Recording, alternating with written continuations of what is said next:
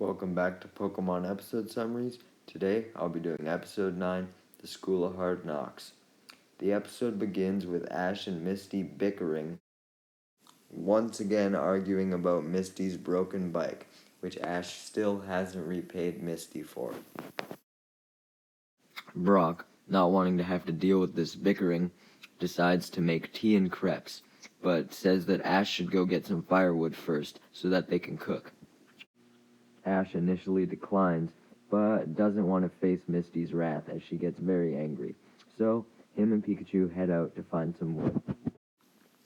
Instead, though, Ash and Pikachu come across a kid running on a treadmill being quizzed on various Pokemon facts, including Pidgey's evolution level and the levels at which it learns certain moves. The kid on the treadmill fails to correctly get all the answers, leading him to get yelled at by all the other kids. Ash kindly stands up for the kid, convincing all the other kids to go away once Brock and Misty show up, as the kids don't want to have to fight anyone or get their reputation messed with. The kid who Ash saved then explains that him and those boys go to the same school known as the Pokemon Tech Institute. Brock reads up about the school in its brochure and learns how it sends kids straight to the Pokemon League if they graduate, not having them collect any badges. You also have to pay a lot to get in, which explains why all the kids there are such dicks, as rich kids always are. Since we're on the topic of how the school operates now, the kid also mentions how there's essentially a ranking system consisting of beginner, intermediate, and advanced, with beginner being the one where you're on the level of someone with 2 to 4 badges, intermediate is someone on the level of 5 to 6 badges, and advanced is someone on the level of 7 or 8 badges. However, the kid explains that the courses are so hard that barely anyone ever advances from the beginner level, but feels obligated to stay just because of how expensive the school is. So really, this is just a huge fucking scam going on. Ash knows this and demands to find out who's in charge of this school. That is essentially brainwashing kids into thinking that it's okay to do these absurd, extreme exercises on the treadmill and pushing yourself, all to get to this certain level. The kid who Ash saved named Joe is even brainwashed into thinking that the kids who were abusing him on the treadmill were only doing it to help him, when they clearly are just assholes who want to see weaker people fail. Hell, even Pikachu was influenced to get on the treadmill and push itself beyond its limits, as it fell off and almost fucking died on the treadmill. Alright, so now that I've explained the school, let's get back to the actual summary of the episode, shall we? Ash essentially plans to stop the corruption in the school, which surprisingly doesn't seem to be enforced by adults, but by the top beginner class student, who is a girl named Giselle. This girl is so beautiful that she's able to influence a lot of the guys into doing all these treadmill exercises because they want to be like her. Even Ash and Brock are enamored by her beauty, which pisses Misty off, especially when Ash insults Misty's looks in comparison. Meanwhile, Team Rocket are spying on the school, being reminded of how they were kicked out due to getting the lowest possible test scores on their entry exam. Meowth tries to cheer them up, telling them that at least they were the best at being the worst. In order to find Giselle, Joe takes Ash and his gang to her study area.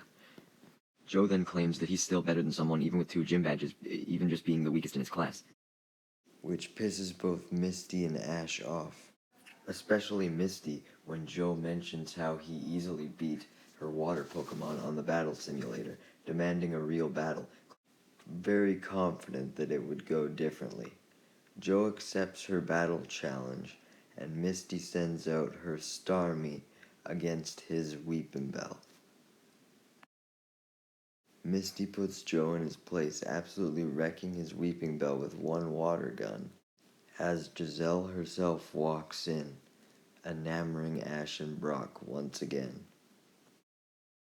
Giselle immediately yells at Joe, calling him an embarrassment to the school for not realizing that Misty's real-life experience could turn the tide of battle, much to Joe's immense disappointment. Even Team Rocket are surprised by how rude Giselle is, thinking she might be even more rude than they are. Misty, hating Giselle even more than she hated Joe, challenges her to a battle next, wanting to shut her up. She sends out her Starmie again, and Giselle sends out a Graveler, meaning Misty had the obvious type advantage. However, Giselle manages to knock Starmie into the pool with her Graveler, much to Misty's immense shock. Giselle reveals that she won because Graveler was of a higher level, with Ash getting pissed off, claiming that levels didn't matter and it was just how you treated your Pokémon. Ash then brags about all he's accomplished in his 2-month journey so far, with Giselle laughing and making fun of him, claiming that he should have more Pokemon than he does right now, and should have learned to keep Pikachu in his Pokeball. Ash rebuttals that at least he has a stronger relationship with the 3 Pokemon that he has, with Giselle just laughing it off once again, wondering how Ash even managed to get a Pokemon as special as Pikachu as his starter. Ash and Pikachu, both mutually angered by Giselle at this point, challenge her to a battle, which she accepts, sending out her Cubone. Pikachu tries to attack it with a Thunder Shock, but Cubone, being a ground type, is immune to it. Surprise, surprise. So, Cubone tries to counter with a Leer, but that's a fucking stupid move, you fucking beginner. Leer isn't even a damaging move. The Leer doesn't even intimidate Pikachu whatsoever, as it just responds by making a funny face of its own at Cubone. Cubone does manage to get the upper hand when it attacks with Bone Club and Boomerang, though, knocking Pikachu out cold. Ash complains that Cubone using its own bone as a weapon was cheap, but his complaints fall on deaf ears as Cubone just attacks yet again. Ash encourages Pikachu to keep going as a third attack comes in, and thankfully, Pikachu is actually able to do something this time, tilting Cubone's skull on its head backwards so that it can't see, and then pummeling it with tackles and scratches. The battle then ends when Cubone's own bone comes back in Boomerang style and hits it in the head, meaning it loses the battle and Ash has won. Giselle returns Cubone to its Pokeball as it begins crying in sadness at the loss, but on the bright side, has had a change of heart, realizing that Ash may have been right all along. Joe and Giselle then comment on how amazing it was that Ash managed to win without using any electric attacks, with Misty just laughing that it was probably a fluke. Though that should be where the episode happily ends, Team Rocket being Team Rocket are annoying fucks, and they decide to attack the school. Not only just to steal Ash's Pikachu, but to get revenge for being kicked out. But, thankfully, they're dealt with very quickly, as Giselle and all the students recognize them as the people who failed infamously and throw a whole bunch of Pokeballs at them, pelting them so bad that Team Rocket runs away. Another episode where they don't blast off, huh? The episode ends on one more happy note, with Joe and Giselle officially becoming friends, and Joe declaring that he's gonna go and look for badges, just like Ash is, as opposed to staying at the school. They then promise to meet at the Pokemon League, and Giselle reveals that she also has a picture of Joe. So really, Joe's not the only creepy one, just having a picture of a girl in his pocket. In a nice shipping moment, Ash questions why him and Misty can't be friends like Joe and Giselle are, with Misty reminding him that Ash still hasn't paid her back for his bike. Ash just tries to shrug it off as the gang heads to Vermilion City once again.